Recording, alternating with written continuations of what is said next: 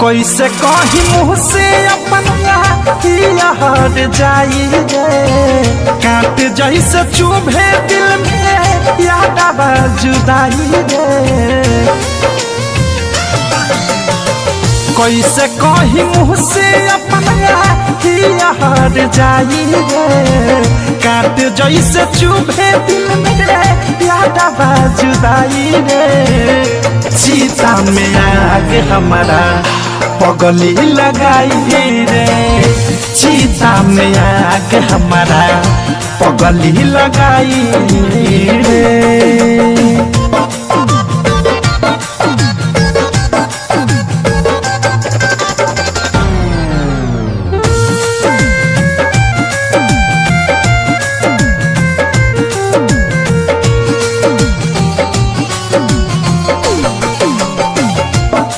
दिल जमाना बादी वाला के न सुनाता, यही से मन हमार मोतावे के चुनाता।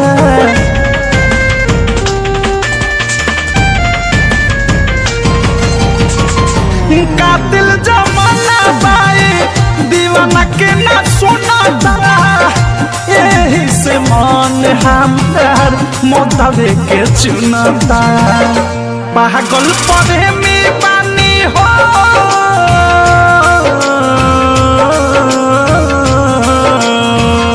पागल पड़े में पानी नहीं खे सुनवाई रे।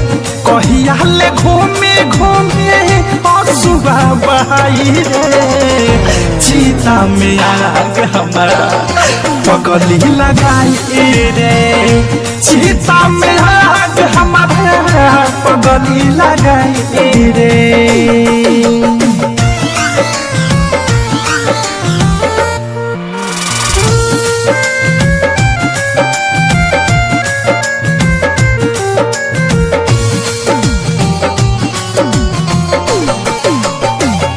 जिंदगी के आंगन में भइल अंधेरा, सोचल रहनी संगे ओकरा ले हम साथ फेरा।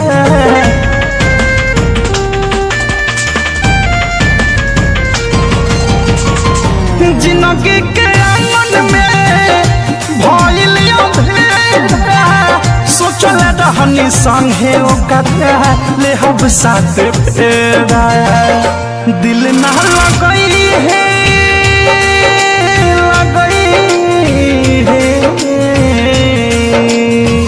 कहले मन मोही संगे हमसे आदित भाई रे।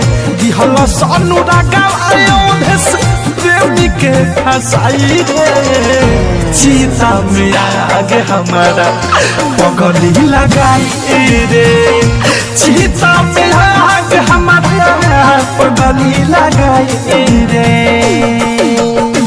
कैसे कही मुँह से अपना याद जाई रे, कांटे जैसे चुभे दिल में याद आवा जुदाई रे। सीता में आग हमारा पगली लगाई रे, सीता में आग हमारा पगली